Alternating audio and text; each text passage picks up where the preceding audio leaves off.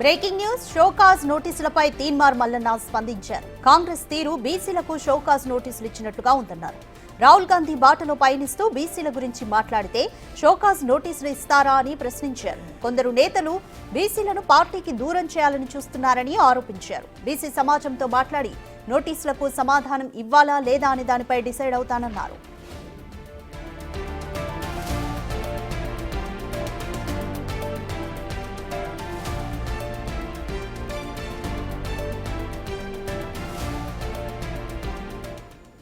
More details మా ప్రతినిధి Hema live లో అందిస్తారు.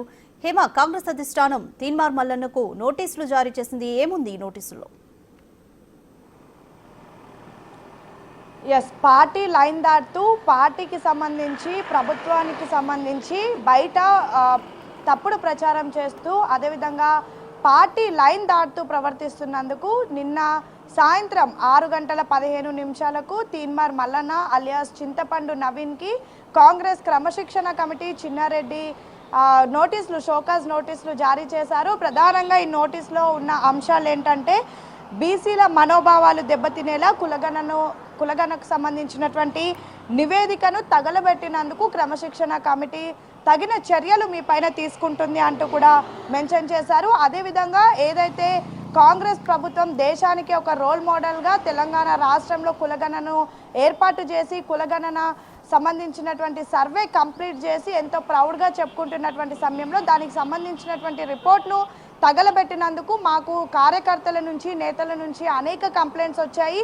అందుకే మీకు షోకాజ్ నోటీస్ జారీ చేస్తున్నాము. ఏఐసిసి అగ్రనేత రాహుల్ గాంధీ ఆల్ ఇండియా కాంగ్రెస్ అధినాయకత్వం నిర్ణయానికి వ్యతిరేకంగా పరుస పదజాలం ఉపయోగించారు.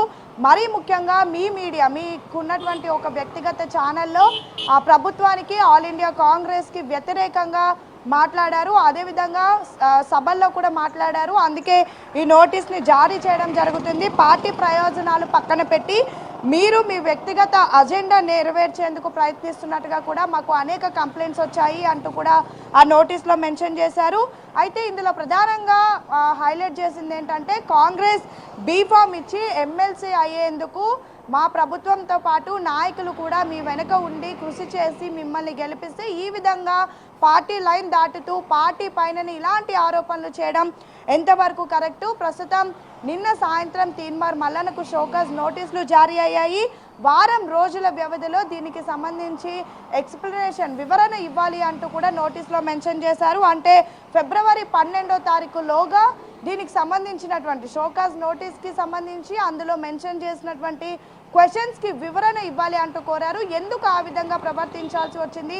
పార్టీ లైన్ దాటి మరి వ్యక్తిగత ప్రయోజనాల కోసం ఎందుకు అంతలా తప్పించాల్సి వచ్చింది? అసలు ఏం జరిగింది అనే కోణాల్లో కూడా మొత్తం వివరణ ఇవ్వాలని కోరారు. మరొక వైపు కులగణనకు సంబంధించినటువంటి రిపోర్ట్లు మీడియా వేదికగా ఎందుకు తగలబెట్టాల్సి వచ్చింది?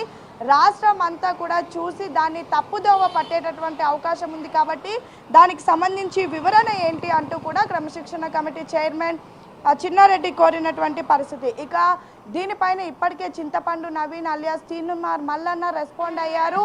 బీసీలకే ఈ విధంగా చేస్తున్నారు, కాంగ్రెస్లో కొంతమంది నాయకులు బీసీకి వ్యతిరేకంగా ఈ విధంగా చేస్తున్నారు, అందుకే ఒక బీసీ బిడ్డ అయినటువంటి నాకు షోకాజ్ నోటీసులు ఇచ్చారు, ఇదే పార్టీ కోసం ఎంతోమంది మాట్లాడారు, వాళ్ళందరికీ ఎందుకు నోటీసులు ఇవ్వలేదు అంటూ కూడా మరొకసారి దుమారం రేపేటటువంటి మాటలు వ్యాఖ్యలు చేశారు. మరొక వైపు బీసీకి సంబంధించినటువంటి నేతలు అదేవిధంగా మేధావులతో చర్చించి షోకాజ్ నోటీసులకు వివరణ ఇవ్వాలా వద్దా అని చర్చించిన తర్వాత ఒక డెసిజన్ తీసుకుంటానంటూ కూడా చెప్పడం జరిగింది. ఇక నిన్న సిఎల్పి మీటింగ్ కూడా జరిగింది. ఆ మీటింగ్కి కూడా నిన్న తీన్మార్ మల్లన్న దూరంగా ఉన్నారు.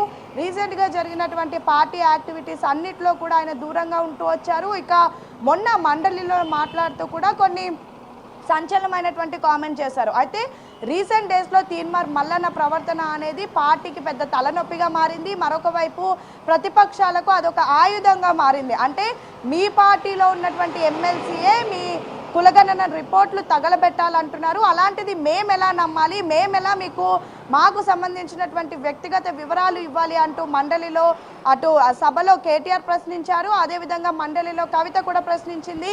బీజేపీ నాయకులు కూడా బహిరంగంగా మాట్లాడుతున్నారు. అంటే పార్టీలో ఉన్నటువంటి నేతలకే ప్రభుత్వం పైన నమ్మకం లేదు, మరీ ముఖ్యంగా బీసీలకే నమ్మకం లేదు.